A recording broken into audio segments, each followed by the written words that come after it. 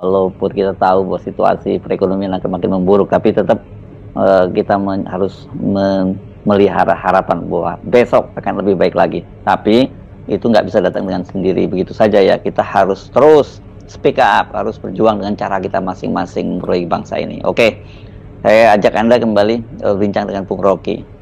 Bung Rocky, ini Mahkamah Kehormatan Dewan itu baru saja menjatuhkan sanksi teguran tertulis kepada anggota fraksi PDIP Julius Setiarto karena unggahannya di media sosial soal Parcok. Ini artinya Partai Coklat yang kita tahu maksudnya adalah Polri. PDIP belakangan ini sangat keras menyoroti soal peran Parcok nih dalam pilkada, dan bahkan PDIP itu sampai mengusulkan agar Polri itu dikembalikan ke bawah TNI atau Mendagri. Saya kira keseriusan PDIP untuk mempersoalkan kecurangan dalam pemilu dan pilkada kemarin akan berlanjut, dan percakapan-percakapan publik mulai memasuki satu ujian apakah polisi yang disebut Partai Coklat oleh PDIP itu bertanggung jawab terhadap hasil pemilu yang bersih, atau justru hasil pemilu itu jadi tidak bersih karena ada Partai Coklat ini. Walaupun itu memerlukan semacam pembuktian atau dalil baru untuk diperlihatkan pada publik, tetapi kondisi umum masyarakat kita melihat memang ada masalah dengan kepolisian tuh. Seri kekerasan yang masih dipraktekkan, lalu perselisihan yang tidak menghasilkan semacam kepastian hukum di dalam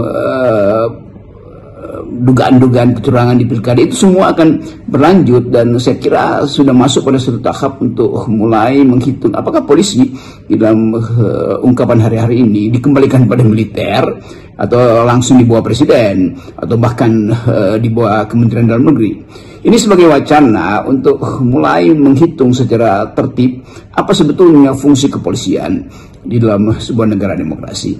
Kita mulai melihat bahwa PDIP akan sangat serius untuk membuka percakapan ini, bukan sekedar karena PDIP merasa dia dicurangi oleh aktivitas aparat, tetapi juga satu upaya baru untuk menilai apakah lembaga ini, kepolisian itu, menghasilkan semacam penghargaan publik atau justru lembaga ini sedang mengalami kedangkalan atau pendangkalan. Kan itu intinya tuh. Jadi di dalam konteks persaingan wacana tentang kedudukan Polri nanti di dalam aturan bernegara atau dalam rumusan undang-undang, itu perlu percakapan yang betul-betul akademis.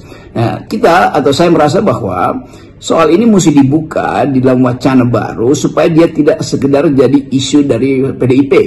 PDIP memulai isu itu karena ada masalah dengan pilkada, tetapi sebagai bangsa yang menghendaki adanya semacam civilian value atau the supremacy of civilian value dalam politik, itu kita mau hitung ke depan.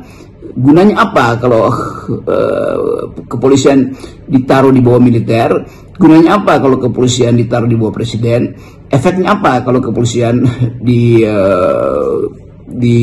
diwilayahkan ke dalam wilayah pemerintahan dalam negeri? Itu masalahnya.